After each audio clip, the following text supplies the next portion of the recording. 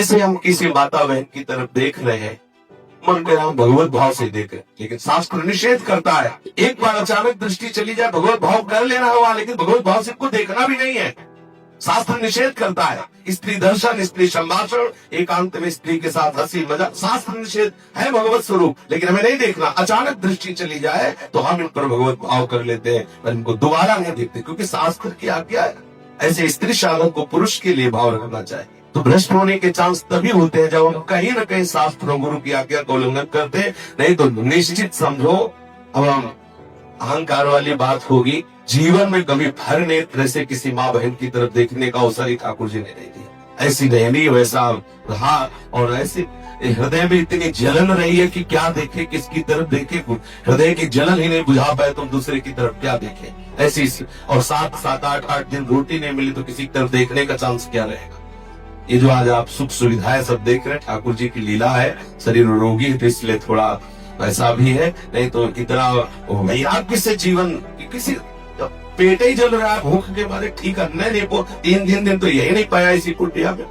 जब भोजने नहीं जा रहा है, अपने आप आते में भूख चिल्ला रहे, अन्न नहीं चिल्ला रहे, तो किसकी तरफ वो देखेंगे। जब दही और दूध और रबड़ी और मलाई खा के निकलेंगे तब इधर उधर देखने की इच्छा होगी। अगर हम रूखा सूखा खाए, जिसका भोजन शुष्क उसका भजन सरस, और जिसका भोजन सरस उसका भजन नीरस।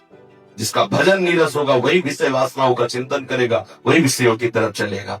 एक बार भगवान के चरणारविंद में मन लग जाए, कहीं भी रखे कैसे भी रखे क्या फर्क पड़ता है। पर साधक को बहुत सावधान रहना। जो भ्रष्ट आचरण करते रहते हैं ना, और समझते हैं हम बहुत ज्ञानी है, बहुत ये उपासना हो, कर लो मनमानी, परिणाम जब आएगा तो अपने आप तुम्हें भोगना पड़ेगा। परिणाम की तरफ साधक परिणाम की तरफ देखता, विषय प्रत्यक्ष अभी तत्काल सुख मिल रहा, परिणाम की तरफ, अज्ञानी परिणाम की तरफ नहीं देखता। आपकी साधना में आपको क्या सुख मिला, श्री हरिवंश प्रमाण मनम, आपका मन ही आपका प्रमाण है। आपका मन आपको प्रमाणित करेगा कि आपकी साधना ठीक चल रही कि नहीं चल रही। आज सुबह सुन रहे थे कि साधक को आप निरीक्षण करते रहना चाहिए। यदि शीतलता, शांति, क्षमता, भगवत चिंतन ये बढ़ रहे तो आपकी साधना ठीक चल रही। अगर विकार बढ़ रहा है तो आपके साधन में त्रुटि, आप उसको खोज लीजिए। सत्संग किस बात का होता है? सत्संग दर्पण है, आपको दिखाता है कि आपका चेहरा कहाँ दागी हो रहा है, अंतःकरण आपका कहाँ गलत हो रहा है, आप कौन से आचरण में गलत हो रहे हैं। अगर आप ठीक से चलेंगे तो भ्रष्ट होने के चांस है ही नहीं।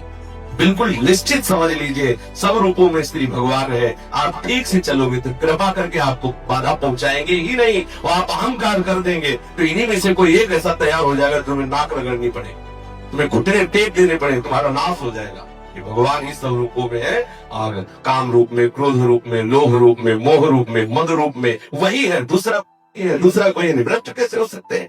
क्योंकि वही सब रूपों में।